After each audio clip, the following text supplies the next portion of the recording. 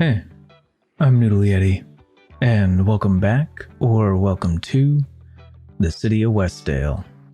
Today, we'll be building these neighborhoods for the wealthy atop this hill crest with luxurious views. Recently, we just built the basic industry infrastructure to bring our city up this hilltop. That's not enough. I want a challenge, and I want to hit the next milestone. So, I decided to build a bunch of residential right on top of these hill crests. But before we get into that, I need to cover one important change that I'm going to make. District theme. So I'm not going to be going with these self-sufficient buildings because if we look down at the bottom, it generates 30% less tax income. I do not want that. I want to get the full tax benefit. So we're going to go into here, go into our district styles, and select mid-century modern. I think that'll be great. It'll have that nice imported trees to make it really feel like a wealthier area. And they have swimming pools, and I think the buildings just look good. So that's the theme we're going with now. All right, main connections. Now is when we want to think about where we want each of these neighborhoods to have access to the main roads. So if we look down from the top, we can see we do have the one road that we wanted to bring into this neighborhood on the left. So that's one connection, but now we want to think of another one. So I'm going to go into my landscaping tools just so we could see the terrain heights here.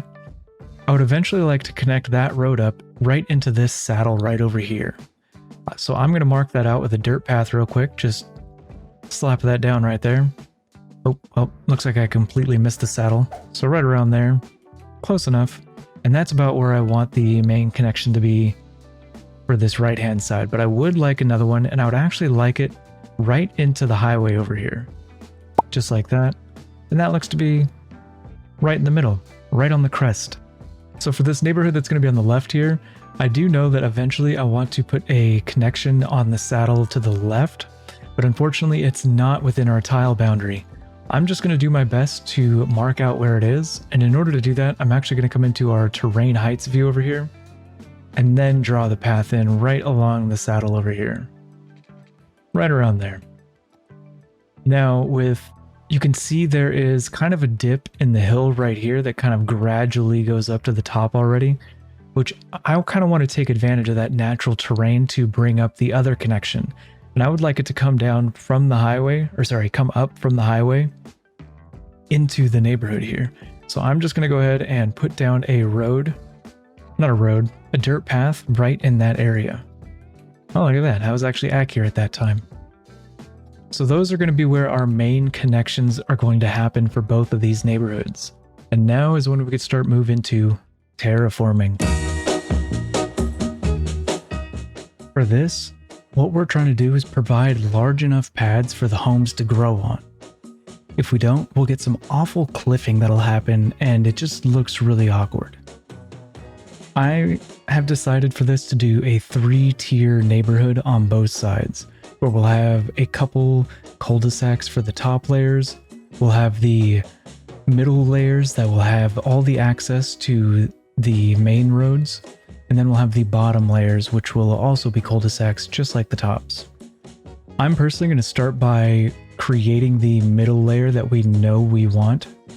I'm going to do the medium brush size, turn up the brush strength all the way to 3, and then just start flattening it out. And now what I'm going to do is I'm actually going to follow along the inside of the contour line that we have selected here.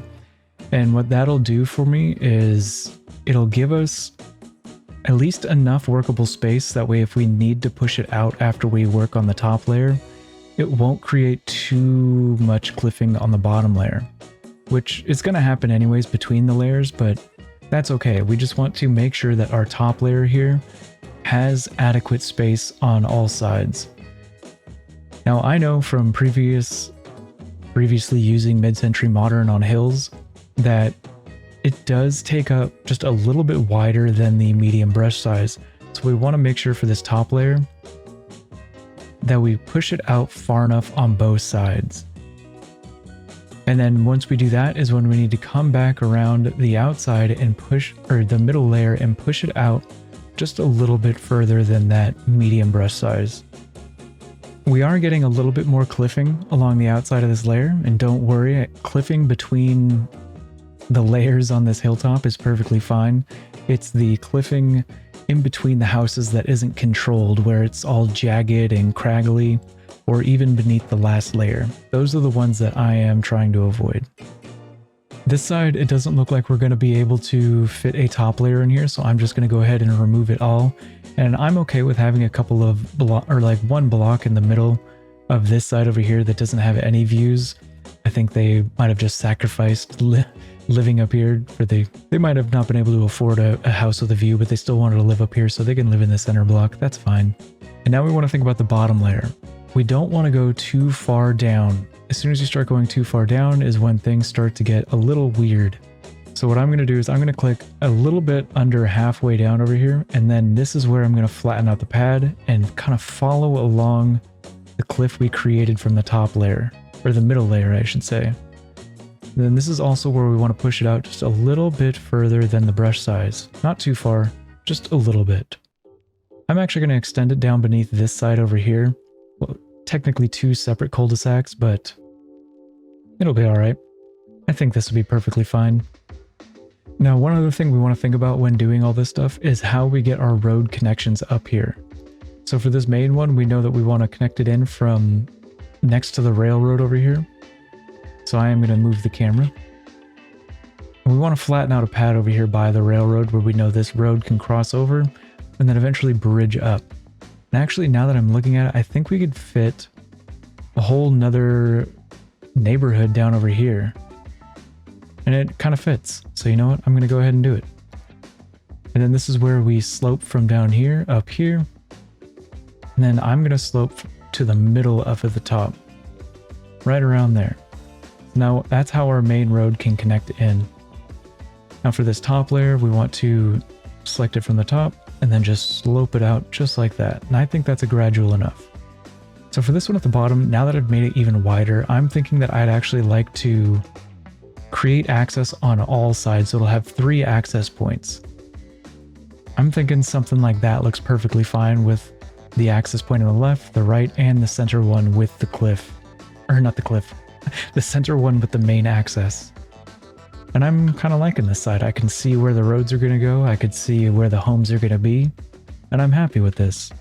We won't be able to terraform to get rid of these cliffs just yet. I want to wait until after all the homes are built in, just so we can get rid of those. But now I'm going to go ahead and tackle this one. So this one's proving to be a little bit trickier because the center piece is actually a lot taller than where we have our accesses coming into. And so I'm thinking, and because of how steep the cliffs are on the sides of this one, so I'm thinking for this one, instead of pushing the middle layer out, we're actually going to drag the middle layer in. I'm thinking something like that's perfectly fine, where now we want to pick where its height is. I'm actually thinking pretty low. I'm thinking we're going to take a lot of this hilltop off. So maybe somewhere like that. I'm thinking that'd be perfectly fine. And now for the bottom layers, I'm thinking because we have this natural kind of slope over here, we can pick a layer, maybe not too far down, maybe only right about here. And this is where we can just create our pad and follow along. And this is the one where we want to create a little bit more of a cliff. And it looks like we actually did a good enough job on the middle layer that this is the one that we want to push out down here instead of pushing into the middle layer. And I'm thinking in the future we could probably extend this pad down this way underneath the next neighborhood over here. But for now, I think this is perfectly fine. I'm liking it. And now all I got to do is worry about sloping in all the access points. All right, there we go. We got the 2 on the bottom, we got the 1 going up to the top, and then we have the 1 coming in from the highway. Unfortunately, we can't slope down there just yet, but we will get to that in the future. And I think that about covers it for terraforming. We just want to make sure we have adequate pad size for the homes to grow in. We want to make sure that we have all the access points and where they're going to be. And yeah, and then just have everything sloped out so the roads will be nice and not too crazy. Now is when we get into road layouts, and this is where we find out how bad or well we terraformed our pads. So a couple pointers. This section is going to be a little bit shorter, and I'm actually going to start with right over here. Pretty much what we're going to figure out is, do we actually have enough room on both sides of the roads in order to not create any of that weird cliffing I teased at earlier?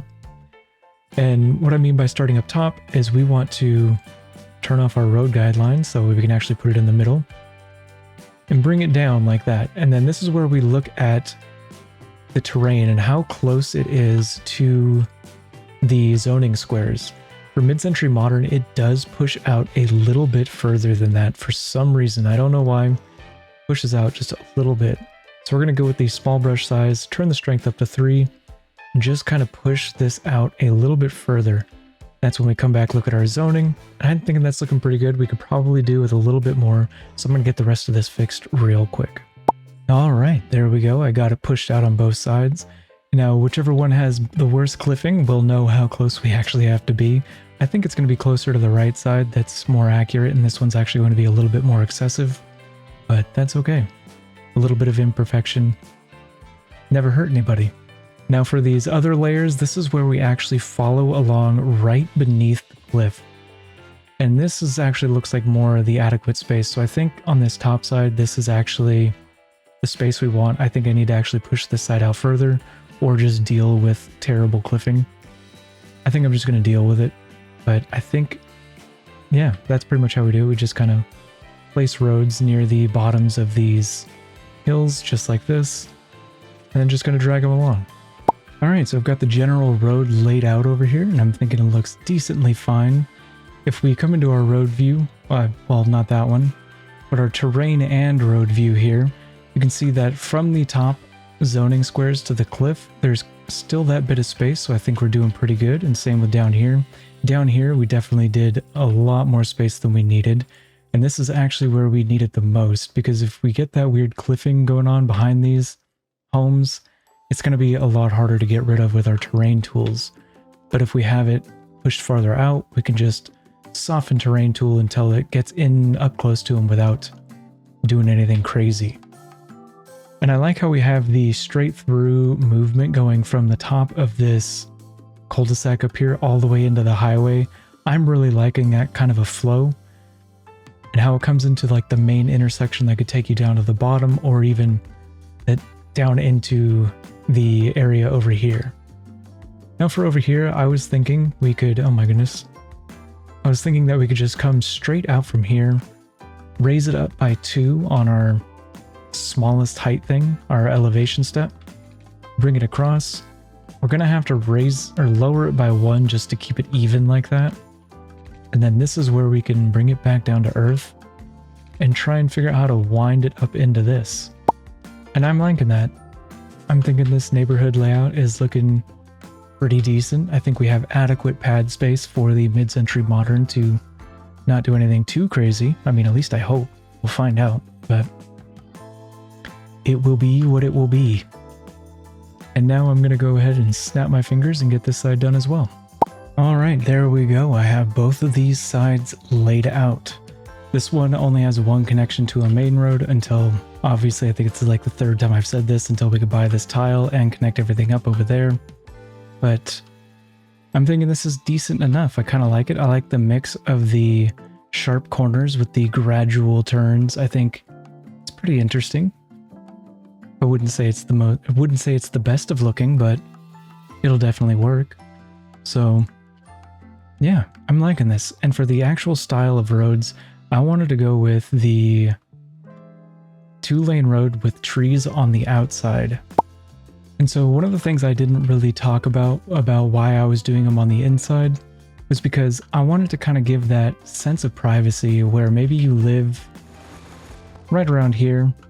You can just sit in your backyard, and where you no longer have to look across the street, where if you were on this side of the road, you'd have to look across the street and then out at the harbor. I like the idea that it's from your backyard. It becomes a very personalized kind of view, I guess. And another thing is that I didn't want if you lived down here or you were working down here and you looked up at the hill, you wouldn't be able to see them driving around on their roads that are right up on the hillside or cliffside. So that way you kind of give them a little bit of privacy, so that way not everybody down there can see when they're coming home and when they're leaving. Gives them a little bit more privacy like this. City services. All right, so for this is going to be pretty easy, fairly simple and straightforward. Just go left to right on our bars down here.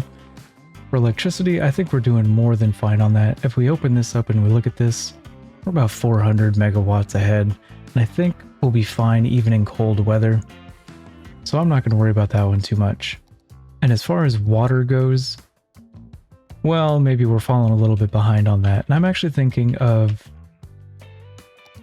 doing something similar to how we did before, and using the center of this particular roundabout as a feature, and maybe we can use a water tower as that feature. So I'm thinking that's central enough.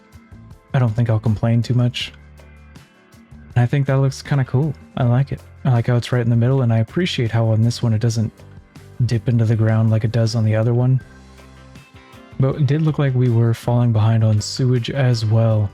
Now, I know from the past when I put one of the eco outlets that has zero pollution farther up the river, it started to flood up this entire area down here. So I don't think we can get away with putting any more of these eco water treatment plants down anymore. It looks like we're out of shoreline at the end. But what we can do is we can take advantage of some of our empty city service areas like this one, and go ahead and just throw down one of these eco advanced inland water treatment plants. I'm thinking right there is perfectly fine. Take a water pipe, connect it up into the thing, and call it good. As far as garbage goes, it does look like we might want to put another one of these down. And I'm thinking, actually, you know what? Let's just put another one down over here. I don't want to think too hard about that. So we just put our garbage processor. I'll just call that good right there. Next is education. It looks like we are starting to fall behind on elementary school availability. Actually, we're actually behind with 4,300 eligible and 42 capacity. I'm thinking just going with something small. I personally don't mind throttling our education. So I'm actually going to go with a community school and put it maybe right around over here. And I want it on this side so we could still put homes on the opposite side to possibly have a couple nice views of the harbor. And the reason why I want to put it over here is because, you know, like the 4th time in a row now, this road is going to connect down into there, so there is going to be plenty of access to the school there. I'm not going to worry about doing a high school or a university or anything like that. I'm going to leave these ones alone. And as for health, I'm thinking we could get away with just putting a sauna on both sides. I think when I had this up, you could see we do have a clinic over here, so ambulances can reach them well within time. So we just come over here, grab our saunas. I'm going to slap them down at the main roads over here. Something like that. Call that good for those. And then we get to skip everything in between until we get to fire and police. So for fire, I'm actually just going to go ahead and do 2 fire watchtowers. I'm just going to place them right next to these saunas. As far as police goes, we do have 1 police station down there. But if we're looking at this, we already have 3 services over here. So I'd kind of like to balance that out with a 3rd one over here. So I'm thinking we could probably get away with just doing a basic historical police station over here and just putting that down. We don't actually need it, but it'll help increase their land value just a little bit more. All right, as far as parks go, I think I actually want to create a separate park than the one we already have up here called Highland Gardens, simply because I want to keep these low level and to not attract as many tourists. So I'm just going to come around the outside of these, hook it up. We're going to make these the same one. That's okay. Basically, the point of this is to add walking paths all around, as well as adding in a few park assets just to increase the land value for these people just a little bit more. I mean, one would think being on top of a hill crest would already increase your land value, but unfortunately this game doesn't work that way, so we have to do everything we can in order to reach that.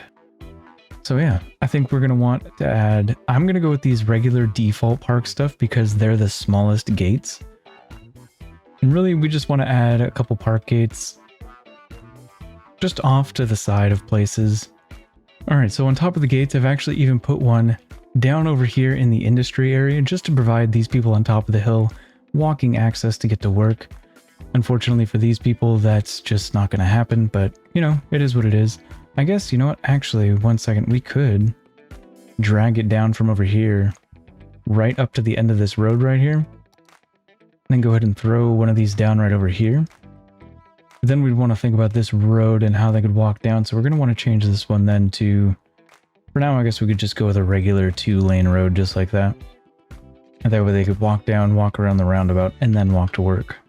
So one of the things I did want to think about with these dirt paths, not only do I want to have them hook up with each other wherever they can, allowing them to walk around and have access to different parts of the neighborhood, just places to get out and whatnot.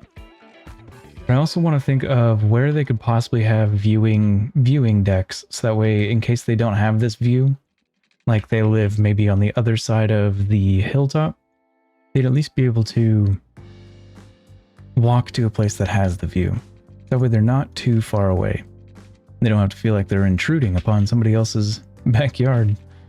Alright, so I've got all the park paths laid out and whatnot. I guess I didn't really say I was about to snap forward, but you know what? Guess what? Surprise. It's done. And so this is where we want to start thinking about things like the piers and whatnot. I believe they're in the nature reserves. These ones right here, viewing decks number 1 and number 2. So if we come down here, these are the viewing deck number 1 is pretty small, so I believe that's going to be what is more likely you're going to find in a neighborhood. Especially when it's not meant to be like a public tourism place. I'm thinking we just want to pay attention to where they're at. Give them a couple to look out, maybe even another one out in this direction. I like this one, they'll have really nice views of the power lines as they look out to the stadium over there. We just want to do that kind of just around. Alright, so I've got the viewing decks out, and I actually noticed that it was a really long walk to go from the left side of this path all the way to the right side, so I added another stop right in the middle here to connect up. I'm thinking that looks perfectly fine as far as the park goes, and I think both the city services and the park will all greatly increase the land value over here. I'm thinking it's looking pretty good. I'm starting to think the only thing we have left to do is to watch this all grow in, as well as a nice detailing time lapse. So that's what the last end of this video is going to be. I think we'll do the, just to kind of explain some of my thought process of what you're going to see in the detailing time lapse. I'm going to be terraforming these hills and pushing them out just that way we reduce the amount of dark dirt we're seeing here. I'd like it if most of the hill could be a nice green, or even a little bit of this small amount of brown in there. And then I'm also going to be covering them with, I believe, some foliage if I can't get rid of them, such as these ones right over here. I know I'm not going to get rid of that one, so I'm just going to have to cover that up with plants and whatnot. And as far as the trees go, I am going to demolish most of these. In between the lower tier and the higher tier houses, I will be putting smaller trees, maybe some of these generic pines, or maybe even just young lindens. I really don't want to put any trees in the way of anybody's view. And it'll probably have to deforest a lot of this hill. And so to kind of make up for that, I will add a lot more trees down to the bottom over here. And I think just that alone will actually really beautify this area. Just doing the terrain tools and redoing all the trees. So yeah, I will go ahead, we'll watch this grow in, and we'll watch the detailing time lapse. So I just want to say thank you for watching, I appreciate it, and thank you for watching all the way to this point. I hope to see you in the next one, and bye-bye.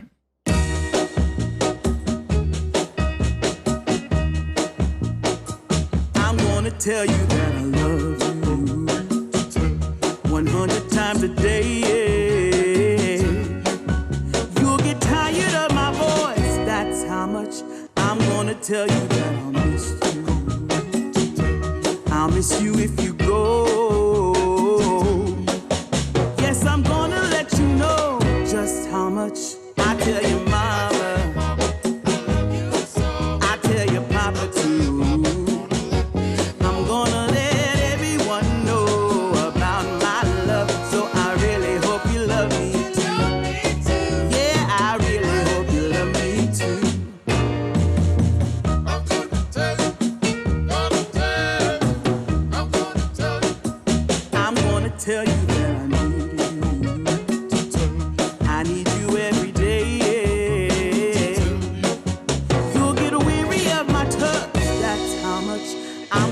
tell you that